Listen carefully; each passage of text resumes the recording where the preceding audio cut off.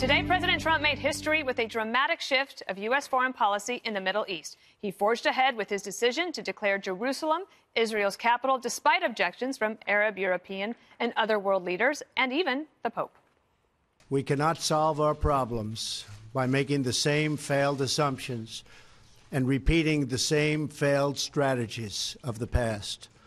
Old challenges demand new approaches. I have determined that it is time to officially recognize Jerusalem as the capital of Israel. While previous presidents have made this a major campaign promise, they failed to deliver. Today, I am delivering. President Trump stressed Israel's a sovereign nation with the right to determine its own capital. The president also ordered the State Department to begin the process of moving our embassy to Jerusalem from Tel Aviv. In an attempt to ease concerns, Mr. Trump wanted Palestinians to know he still remains fully committed to helping broker a peace deal. I also want to make one point very clear. This decision is not intended in any way to reflect a departure from our strong commitment to facilitate a lasting peace agreement. We want an agreement that is a great deal for the Israelis and a great deal for the Palestinians. I intend to do everything in my power to help forge such an agreement. So definitely a historic day. Juan, I thought I'd go to you first because you've covered this issue for over many presidents. The position of the United States now firmly ensconced in the promise that had been made for many years that the United States would make this recognition. And finally, today it happened. Right. But, of course, part of that policy for the longest time, Dana, has been a two-state solution, that we would, in terms of final status with regard to Jerusalem, have that as part of the negotiation, the ongoing negotiation. And the United States, even with people like Bill Clinton, who were all about moving the capital, the embassy, said very clearly that the reason they didn't do it was to preserve the United States as a fair and, well-regarded arbiter on both sides, by the Israelis and the Palestinians. So what we saw today was sort of a preemptive move. Now, you have Jared Kushner supposedly out there trying to make a deal of some kind. We haven't seen much evidence of any progress. But what we have seen now is the president, I think it's almost like a businessman. He says, you know what? Let's just shake it up. Let's put the Palestinians on notice. If you don't like the way things are going, well, then you better get back to the bargaining table. But he wasn't the only one, Kimberly, because the Crown Prince, well, now King Salman of Saudi Arabia, called Abu Mazen of the Palestinians and said, "This, you need to get on board with this." And the president, I think, recognizes that in their capitals, in these different countries, they have to say what they're going to say for their domestic audiences. But this seems, I think, to be okay with the Saudi Arabians and possibly others for an anti-Iran alliance. Yes, I think so. And that's really, I think, what is, behind this as well in large measure. But this is something that the president has been considering and contemplating for some time. There has been, tremendous support from the Israeli community to do this and for the president to make this move. And you've seen a very solid friendship and alliance between Netanyahu and President Trump, that they work very well cooperatively. There's a lot of mutual respect there, which I think is a healthy and good thing for the United States going forward. I take him at his word. I believe him when he says that he's going to continue to try to, broker a deal and work this out. But sometimes you need to broker a deal with a show of strength and a show of commitment.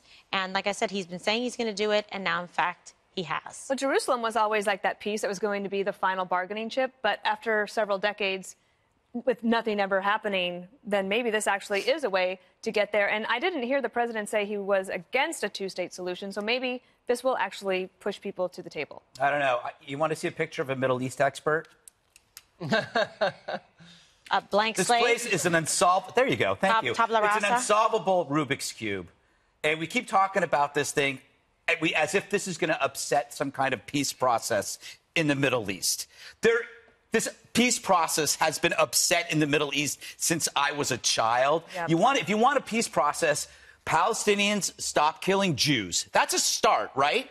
Every time Well, yeah, their stated objection, objective is the destruction of Israel. And also, all the Dems were for this. Obama was for it, Hillary was for it, Bill Clinton was for it, Pelosi was for it. Now, when the evil orange Republican is for it, the media is going to say that this is going to cause World War III, World War IV, World War V. It's no different than anything anybody else has said. And, the most important thing is the change of address cards. Because I didn't do that when I moved, and I don't get any of my cat fancy issues. You're not going to get any Christmas cards. No, I'm not. Well, neither are they. That's true. That's like true. he sends in. Jesse, what is your take on the day's news? Well, he got Schumer and I think Romney and Debbie Wasserman Schultz and Ted Cruz to all agree. Yep. So I think that's probably a pretty good deal right now. It's very symbolic. We have a great relationship with Israel, our only real partner democracy in the Middle East. And he fulfilled a campaign promise, so I think his supporters are going to be happy about that. I think our NATO allies and our Pacific partners have to look at this and say, this is the President of the United States doing what he said he was going to do, and that has to make them feel more comfortable. And it's vintage Trump.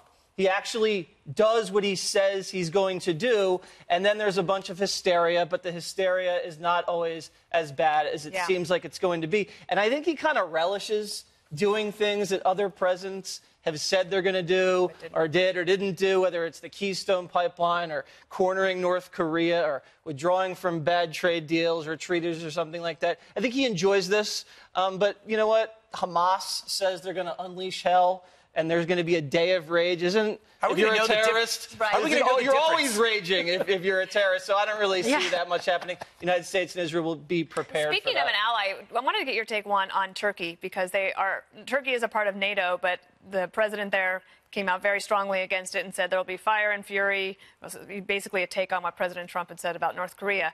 And then you had this. I will just read it for you. Abbas said, "These condemned and unacceptable measures are a deliberate undermining of all efforts exerted to achieve peace and represent a declaration of the United States' withdrawal from undertaking the role it has played over the past decades in sponsoring the peace process." So it could end up that the Palestinians should have taken the deals that were on the table in the last couple of decades. Well, I think that's what President Trump must be thinking. Again, you shake it up. But just to go back to what you were saying, Turkey is our ally. You have the Turkish spokesman saying this is a red line for the Muslims around the world, but specifically in the Middle East. And so, you know, when you think about what's different here, it's not that the thought isn't anything radically shifting from what Democrats and Republicans have said in the past. The difference is that you do it as separate, unilateral action apart from any larger negotiation. And so people are saying, well, what is this signal? What does this mean? This weekend I was out at the Reagan Library and they had a defense forum. And so you had people like Leon Panetta, Michelle Flournoy, Mike Pompeo from CIA, even, former Secretary of State Schultz. And what they're saying is, look, Iran and Russia are moving into a power vacuum in the Middle East. You know how you have Russia now, a major ally of Syria and others. And we hear lots of talk from President Trump about, we're going to be more emphatic, we're going to be more involved. But there's nothing on the ground. There's no actual policy. And so he makes this move that I think does please some part of his evangelical base, even some of the Orthodox Jewish community in this country, which votes Republican. But in terms of Israel, I don't know that all Israelis are in support of this, because what they want is more security for their country. But they were going to be attacked regardless. I do want to bring up one thing that might get Greg going. This is the Pope. Pope Francis. He said, "I cannot remain silent about my deep concern for the situation that has developed in recent days, and at the same time, I wish to make a heartfelt appeal to ensure that everyone is committed to respecting the status quo of the city in accordance with the relevant resolutions of the United Nations." But everybody spoke out before the president actually gave his speech, because he said that he's okay with talking about the boundaries as they were discussed for East Jerusalem. Wait. I'm trying to maintain a level of politeness about the Pope. You knew this was going to set me off. You did this on purpose. Yes. Look, this is an ongoing conflict over a religious claim over a city. So it's like three teams arguing over home field advantage. All right? I don't play the sport, so I don't have to listen to what the Pope says. I don't care about what the Pope says. I don't think he helps it in this situation. I think he should just stay out of it. I can barely control myself when he talks about climate change. So I think I don't want to talk about the Pope. Did Gutfeld just say the Pope should butt out of the Jerusalem? Yes, I did. Okay. I did. Okay, I just wanted to clear that I up. want to make sure that we just make You some- did that on purpose. I My God.